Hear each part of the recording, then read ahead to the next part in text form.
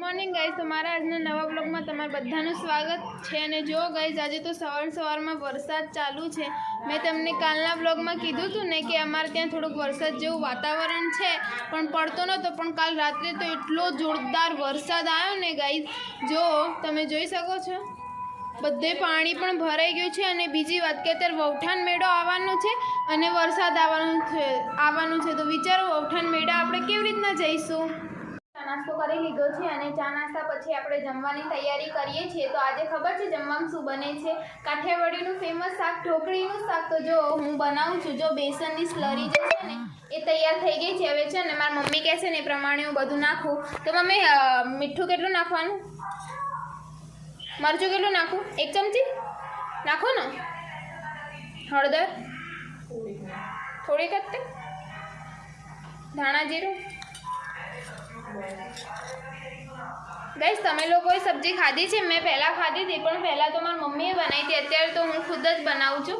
તો આ વખતે જોઈએ આપણે કેવી રીતના બને। પછી બને ને એટલે હું તમને છે ને બધા ટેસ્ટ કરશે ને એનો પણ બતાવી દઉં કે કેવી બધાને લાગે। શાક અને રોટલી બે બની ગયું છે અને મેં તમને કીધું હતું ને કે એ બે ટેસ્ટ કરશે એટલે બતાવીશ।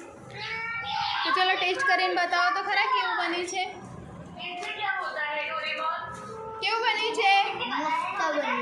મસ્ત ને, એકદમ જોરદાર ને। તો ગાઈસ, તમે જોયું ને, આ લોકોને તો બહુ ભાવ્યું અને મેં તો હજુ ટેસ્ટ કર્યું નથી એટલે મને નથી ખબર, પણ આ લોકોને ભાવ્યું એનો મતલબ કે બહુ મસ્ત જ બન્યું હશે। તો થઈ ગયા છે અને લોટ બાંધી દીધો છે મારી મમ્મીએ અને ખીચડી પણ મૂકી છે। જો હું બતાવું, 1 મિનિટ ઊભા રહેજો। જો મારી મમ્મી લોટ બાંધે છે અને છે ને ખીચડી પણ થાય છે। ગરમ ગરમ ખીચડી ખાવાની બહુ મજા આવે ગાઈસ। અને અમે ત્રણેય તો છે ને હોમવર્ક કરતા હતા, કારણ કે છે ને મારી તો છે ને દિવાળી પછી ફરીથી એક્ઝામ છે। અને આ બે જો શું કરો છો તમે બે? દિવાળી હોમવર્ક કરવાનો બહુ કંટાળો આવે ને મને તો વિચારો, મારી તો એક્ઝામ જ છે, એટલો કંટાળો આવે ને મને વાંચવાનો પણ। અને આ બે તો જો હસી ખુશી કરે છે। હે, હોમવર્ક હસી ખુશી કરો છો શું? ઓ શિટ, આ બે તો હસી ખુશી કરે પણ મને તો એટલો કંટાળો વધી ગયો છે અને પથારીને એવું થઈ ગયું છે। તો હવે આપણે સુવા જઈએ। મારો આજનો બ્લોગ હું અહીંયા જ એન્ડ કરું છું। અને મારો બ્લોગ તમને સારો લાગે તો લાઈક, સબસ્ક્રાઈબ અને શેર કરજો। Good night.